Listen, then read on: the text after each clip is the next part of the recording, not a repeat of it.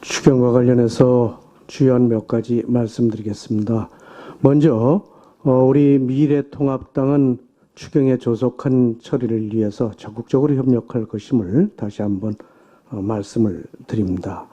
근본 추경은 사회 재난인 우한 코로나19의 조기 종식과 예방을 위한 것입니다. 그럼에도 추경을 살펴보면 코로나 종식 이후 시행될 사업에 집중된 주객이 전도된 추경입니다. 종식을 위한 추경 예산은 800억, 0.7%에 불과하고 그마저도 상당 부분이 종식 이후에 완결될 사업들입니다. 우선 국민들께 불편을 드리고 있는 마스크 공급 사업은 추경에 담지도 못했습니다. 대만의 예를 반면교사로 삼아야 할 것입니다. 현재보다 생산량을 2배 정도 늘려서 1일 2천만 개 생산, 그리고 개당 500원 정도에 공급할 실질적인 방안을 정부 측에서 이번 추경에서 제시를 해야 됩니다. 이외에도 이번 추경 과정에서 임시병상 문제, 진료, 의료 장비 등에 대해서도 국민들께 답을 드려야 될 것입니다.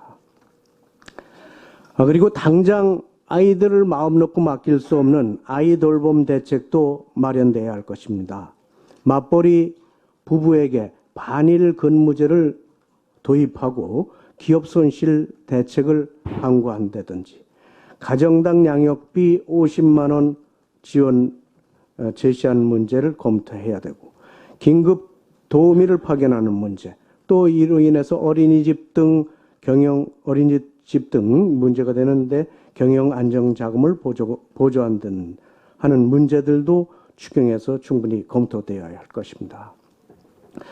또 이번 추경은 재난 및 안전관리 기본법상 사회 재난에 대한 대책을 위해서 편성한 것입니다. 그럼에도 정작 대구 경북 지역은 동법 60조에 명시된 특별 재난지역으로 선포되지 않은 채 추경이 편성된 이런 모순된 행태를 정부에서는 보이고 있습니다.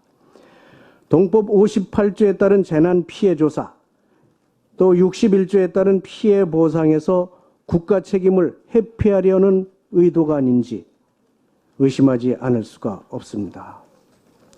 대구 경북 지역의 확진자가 90% 이상이고 지역 전체가 코로나로 인해서 준전시나 다름없는 그런 상태임에도 불구하고 이번 추경 예산에서는 고작 5.6%인 6,200억밖에 편성되지 않았습니다. 그마저 사회 재난임에도 불구하고 추경에는 의료기관을 제외하고는 소상공인 중소기업에게는 한 푼의 피해 보상 대책비가 없습니다. 가산금리가 붙은 2.6% 정도의 대출 유공자를 받아서 빚내서 버티도록 한 것뿐입니다.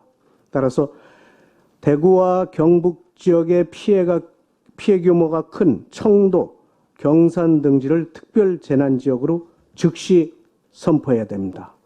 또 이를 근거로 해서 피해 조사와 적절한 피해 지원을 위해 최소한 1조 원 이상 이번 추경에 반영돼야 할 것이라고 생각됩니다. 이상입니다.